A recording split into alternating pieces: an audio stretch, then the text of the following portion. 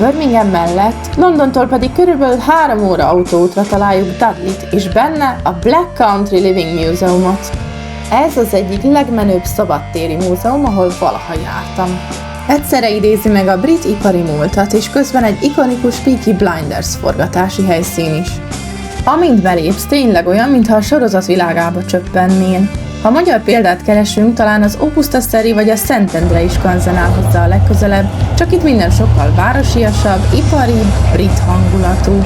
De nem is húzom tovább a szót, nézzük azt az 5 okot, amiért garantáltan felejthetetlen élmény lesz ide látogatni, legyen az családdal, kutyussal, vagy akár teljesen egyedül. Az első a Black Country hangulat, Szénbányától a Fish and Chipsig. Amint áthaladunk a hatalmas, modern fogadóépületen, már is belecsöppenünk a 19. és 20. századi közép-angliai térség a Black Country, azaz fekete vidék világába. Az első, ami fogad, egy szénbánya és annak korhű környezete, majd a kovácsműhelyek, korabeli házak, boltok és a hamarosan külön is kiemelt Vidám Park mellett elhaladva vár egy vendéglő, azaz pub is, ahol frissről csapolnak. Valamint az 1930-as években is létező étterem, ahol pedig korabeli gépeket használva sütik frissen a Fish and Chips.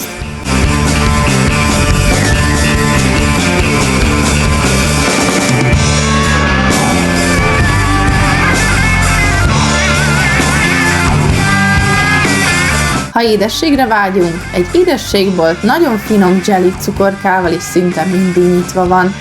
A Black Country kifejezés egyébként pedig az elején látott szénbányával függ össze. A 19. század ipari forradalmának idejéből származik, amikor a környék tele volt szénbányákkal, vasöntödékkel és hatalmas kohókkal.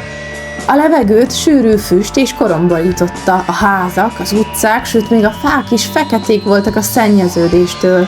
Sokan azt mondták, hogy itt nappal is olyan sötét volt, mintha éjszaka lenne. Innen jött a név Black Country, vagyis fekete vidék.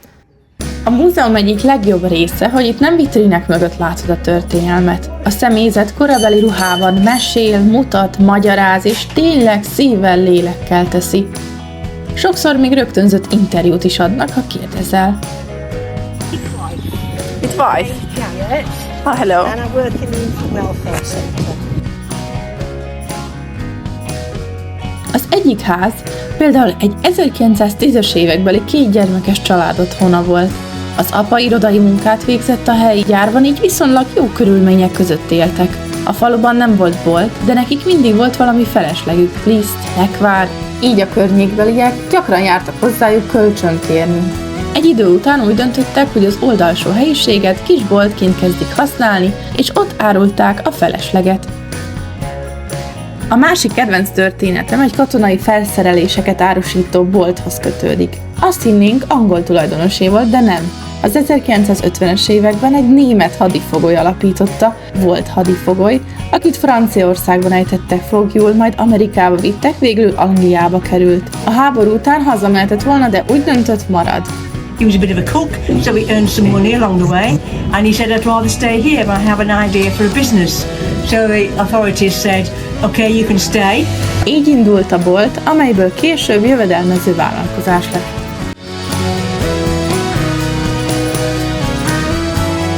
Vásári hangulat a korabeli Vidám Parkban. A múzeum egyik legvarázslatosabb része a korabeli Vidám Park, ami tényleg olyan, mintha egy régi képeslap elevenedne meg. Egyszerű, mégis zseniális játékok várnak itt, pont olyanok, amelyek 100 évvel ezelőtt is mosolyt csaltak az emberek arcára, pontosabban az 1910-es és 1960-as évek közt. A legnagyobb kedvenc a szőnyeges csúszda, felviszed a kis filcszőnyeget, leülsz rá, és már suhanhatsz is lefelé. Semmi trükk, semmi technika, csak a tiszta gyermeki öröm. A gyerekek imádják, de a felnőttek is ugyanúgy sorban állnak. A tökéletes búcsú hangulatról pedig az a sátor gondoskodik, ahol légpisztollyal próbálhatjuk ki a célzást. No pressure. És ha ügyesek vagyunk, még egy plusz is hazajöhet velünk. Yay, thank you!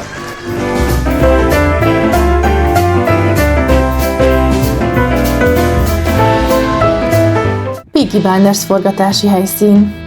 2026 az az év, amikor érkezik a Peaky Blinders, vagyis a Birmingham bandájának filmváltozata. Ez a hely pedig a sorozat egyik ikonikus forgatási helyszíne. Ismeritek ezt a sorozatot? Nem? Na, jó, ezt inkább hagyom, hogy Margot Robbie kommentálja. There are two kinds of people in this world. There are the people who are obsessed with Peaky Blinders, and then there's the people who haven't seen Peaky Blinders. Egy rövid bemutatás, Stephen Knight brit történelmi bűnügyi drámája 2013 és 2022 között futott a BBC-n. A gangster főnök pedig akkor is ismerős lenne, ha sosem láttad volna. Ő a ma már Oscar-díjas Cillian Murphy. Stephen Knight, a sorozat alkotója, a Black Country Living Museumról úgy nyilatkozott, hogy ez az otthonuk, a világuk, és hogy nagyon szeretnek ide visszajárni. Az egyik leghíresebb forgatási terület az úgynevezett Charlie's Yard, azaz Charlie udvara. Itt beszélték meg a családi ügyeket, és ugye a családi bizniszt. What's up, Charlie? Business is good. There's no sport getting through the black country with this truce. They just fucking wave at you from the bank. I'll just wave back.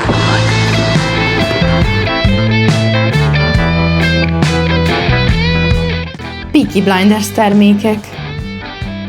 A látogatás végén, ha addig nem kapcsolt le minket a Dudley rendőrtiszt az 1940-es évekből, érdemes benézni az ajándékboltba, mert tele van stílusos Peaky Blinders termékekkel.